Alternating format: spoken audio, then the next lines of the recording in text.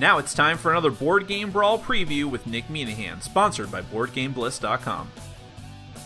Hey folks, today we're going to take a look at a game that is currently seeking funding on Kickstarter. That game is called Sine, Tempore, and it is from Ludus Magnus Studios. Now, if you like what you see throughout the rest of this preview video, I'm going to tell you up front that you can go to the official Kickstarter project page and find out even more information, and hopefully consider backing the project. You can do that by following the links in the top corner of your screen, as well as down in the description underneath this video. Now, Sine Tempore is a science fiction, fully cooperative game. You and the other players are trying to colonize a hostile alien world. The alien creatures, which are sort of a mix of sci-fi, tech, and fantasy, are going to use every bit of their power in order to defend their land and integrate you into it, which is the opposite of what you want to do, and you need to push back against that with all of the powers and equipment that you have at your disposal. Every hero has a different class and a different role that they're going to play in the group. You're going to have different objectives depending on what mission you have, and there's a lot of different missions, and you can play the game as just a one-shot, or you can play it as a series of encounters over a campaign.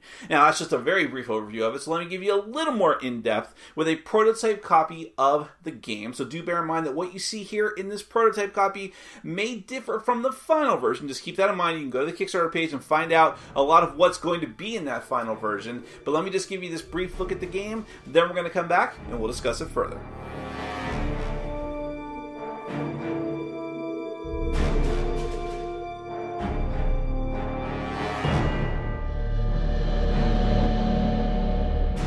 Sine Tempore is a cooperative game for 1 to 4 players. The players are trying to explore and colonize a hostile alien world. They must survive and meet their mission goals, which could be eliminating the enemies and or finding some sort of objective, so long as they don't run out of time for the mission. The game can be played as one-shot encounters or as a regular campaign. Every player gets a hero board and corresponding miniature, as well as a skill sheet. You'll have a threat dial, which will determine the aggro that a hero attracts by wounding or killing an enemy or healing an ally. You'll also start with 5 skills, placing the tokens in your hero board, though you'll always have one unique skill that you always have access to. Every hero will have a particular class that will dictate what their skill options are and gives you a particular bent, like healer or tank. Every hero also has 5 stats. Rapidity determines when you activate and how many action points you get. Precision determines how many dice you roll when throwing or using a long-range weapon. Physical determines how many dice you roll when making a melee attack, defense, or moving an object. Mind determines your efficacy at psychic powers or your defense against them. And finally, each hero has a number of wounds they can take before being taken out of action. Every game starts with a mission card, which will describe how to set up the general area. It will tell you which land tiles to use and their configuration, as well as the terrain to populate it with. You'll also populate the map with enemy units and any special objectives like artifacts. Lastly, it will dictate the setup of the momentum board. Player and enemy tokens will be placed on this board. Several decks of cards are laid out, including the description cards for terrain and enemies, together with stacks of status tokens. The sequence of play is determined by the momentum board. It will tell you when each unit acts on the battlefield, when events happen, and when the mission ends.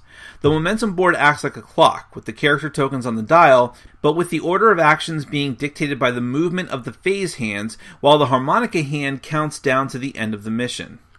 When a phase hand lands on a space with a unit token, they will act.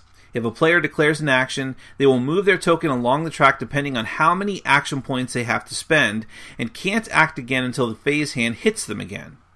The glyphs on the board indicate special actions the enemies or heroes may take as indicated, if any, when the phase hand hits that space. This may also count action points. The different actions players can take have many different point costs, and heroes are always obliged to spend enough AP to get them to the next enemy token on the track. You move at the cost of 1 AP per square. You can attack, which has a different cost depending on the attack and weapon. You can use one of your skills and its inherent AP cost. Special equipment also can be used for its indicated AP. You can disengage from a melee combat with an enemy for 1 AP, though you'll have to suffer a free attack from that enemy. You can also aim your long-range weapon to save a die, and you can always spend your AP to just wait. Enemies activate in the same way, but they are AI controlled. They spend AP until it runs out based on their rapidity, and they'll target people based on their threat value. Each enemy will have different skills, and they will move and use these skills as indicated. Sometimes the mission will determine special targets and objectives for the enemies. In combat, allies and enemies will roll dice based on their weapon's attack value plus the pertinent stat. Defense is rolled in the same way. You basically need to roll the appropriate symbols on the dice. For instance, if you're making a mind attack or receiving a mind attack, you'll need to roll as many brain symbols as possible to either deal damage or to prevent damage being dealt to you. In order to hit targets, you'll need to have the proper distance and line of sight. Many elements of the environment can be used for defense bonuses. If you are hit, however, you might be subjected to status effects like stun and slowdown, and if you take too many wounds, you are removed from play. Play continues until either the heroes run out of time or are taken out, or until the heroes are successful in their mission and complete their objectives. That is a very brief rundown of Sine Tempore.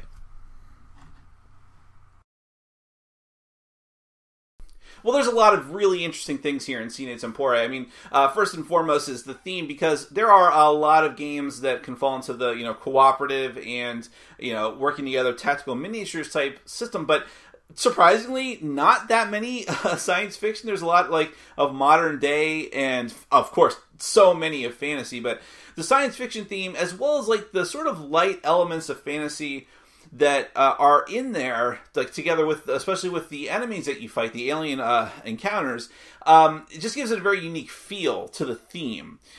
So it's science fiction, but it feels a little more grounded, which is a bit weird, but that's the best way I could put it.